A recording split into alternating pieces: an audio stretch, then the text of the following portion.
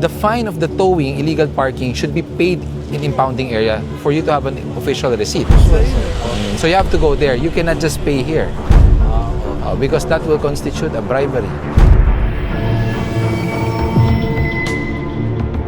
Hi everyone! May mga ilang dayuhan na nagnenegosyo sa ating bansa at tila hindi sumusunod sa patakaran ng Pilipinas, kung saan ay sinakop na kumpanya nila ang bangketa na dapat sana'y lakaran ng mga tao. Sa video na ito ay panoorin natin ang napakatalinong pagpapaliwanag ni Sir Gabriel Go sa mga dayuhang nagnenegosyo at ginawang parkingan ng bangketa. Panoorin natin ang video na ito. Nagsimula ang video kung saan ay ginawang garahin ni Kuya ang kalsada. Alam po kami ng tsaka, nagkasakit po po. Wala tayong magagawa na. Andyan ka nga, pero dumating kami, wala ka. So nagbibigay kami ng consideration lang. After 5 minutes, pag walang dumating, towed na po yung sasakyan. Magkano po ba?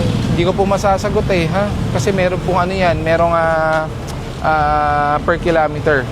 Saan po dadalhin? Tumana Marikina. Andyan naman kompleto, contact number, lahat kung sino kailangan yung tawagan sa impounding, ha? May signage na nga nakalagay, no parking, kayo talaga. Ito naman pong dalawang sasakyan ay sira na at di umaandar ay nakapark pa sa bangketa. May flatbed pa ba sa likod? Sir, may isa pa dito. Akin na, pakuha mo na to. Pakuha mo para mabawasan natin to. Pabalik ka nga na isang flatbed. Baka pwedeng kunin tong Suburban.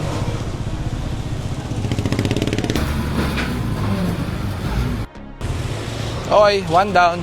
Sa susunod, balikan natin to. Tara. Iwan mo na ng ticket. May plaka sa likod yan. Wala naman pong helmet at tsinelas ang rider na ito at delikado po siya kung sakaling maaksidente. Nakaano ka pa? Dress code violation, tsinelas. Wala sana ako sir, hindi na ako sasakyan sana sir. Dapat nagsasapatos kayo ng maayos. Saka nag-helmet ka sana.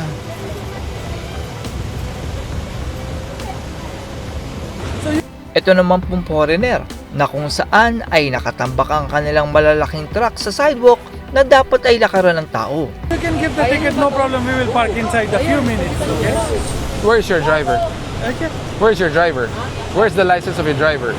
Driver, that's our, but we will remove this one. We need a driver's license to be issued a ticket.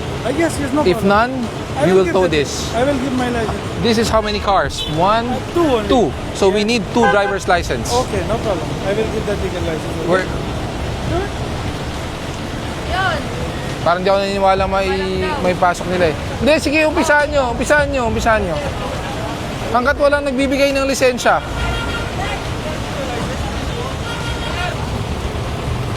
Parang alanganin ako sa lisensya eh.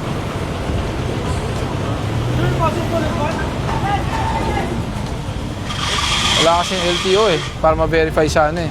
You can verify, sir. No problem. Verify. Do you have the receipt? Almost, I will check my Gmail. There is have a... The receipt is the one that they issue you once you pay for this. So it's not on email.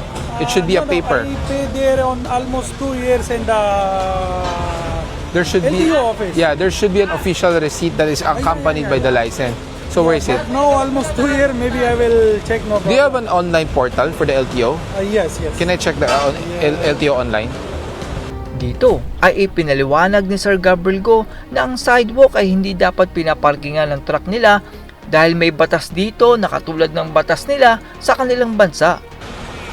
There are always trucks parked outside. Actually, today we have container. That's why we. Yeah, but the problem For next always. time, no worry. We will not for whole day. We will park it. No. It's not about whole day.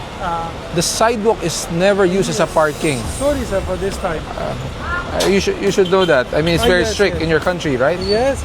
Why not? You follow your rules. Tikita nyo na lang to. We'll issue a ticket for one truck. Yes, no problem. But the other one, License. but the other one is being towed already, huh? No, so we will give the ticket. We give a 2 license, sir. No problem. Where's the other license? No one is giving I will the give license. just-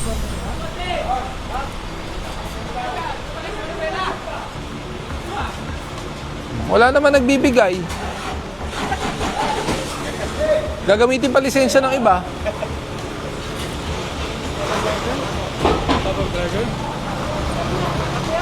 Nasakripisyo naman ang lisensya ng ating kababayan dahil sa maling diskarte ng may-ari ng kumpanya na ito kung saan ay walang parkingan ng kanilang mga truck. Kuya, pumapayag ka? Lisensya mo ang titigilan?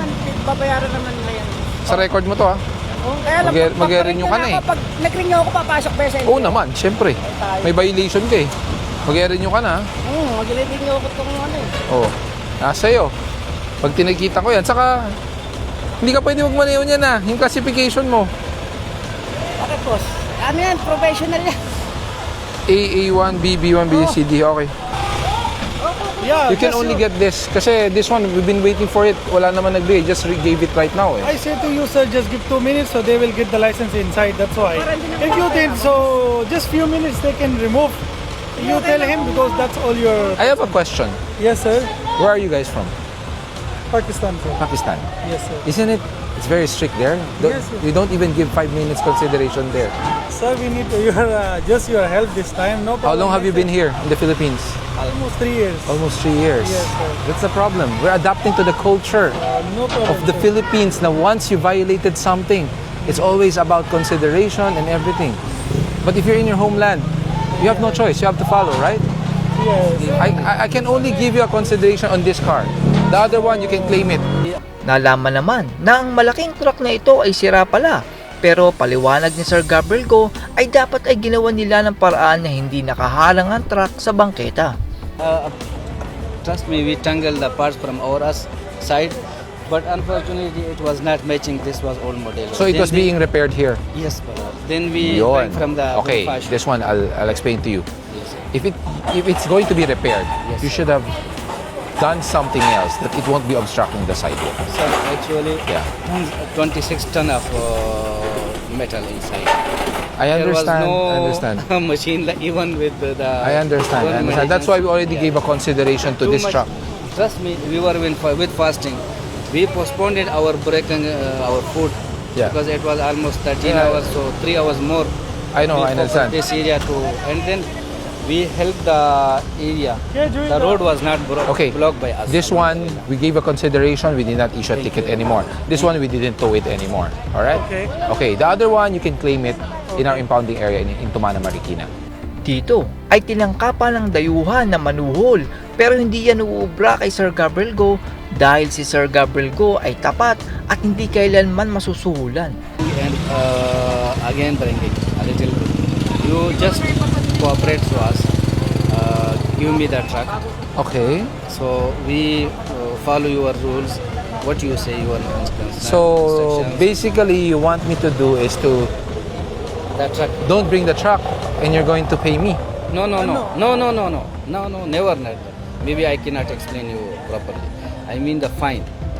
Yeah, Ticket. you have to pay the fine, but Yeah. the fine of the towing, illegal parking, should be paid in impounding area for you to have an official receipt. So you have to go there. You cannot just pay here Okay. because that will constitute a bribery and corruption. It's okay. Okay, huh? You just go there, all right? Okay, thank you very much. At yan po ang magaling na trabaho na ginagawa ni Sir Gabriel Go upang madaanan ng mga kalsada at bangketa. Isa pong napakahalagang trabaho ang ginagawa ni Sir Gabriel Go. Tambak po kasi ng sasakyan ang halos lahat ng kalsada sa kamay nilaan. Pero dahil sa masipag na trabaho ni Sir Gabriel Go, ay nagagawa niyang alisin ang mga sasakyan na tila ginawa ng garahe ang kalsada. Isa itong mahalagang sangkap upang umunlad ang ating bansa. Ang akin lang naman ay sana bago kayo bumili ng sasakyan ay sana unahin nyo ang garahe. That's all everyone. Salamat sa inyong panonood. This is Jack and you're watching Biker Drone.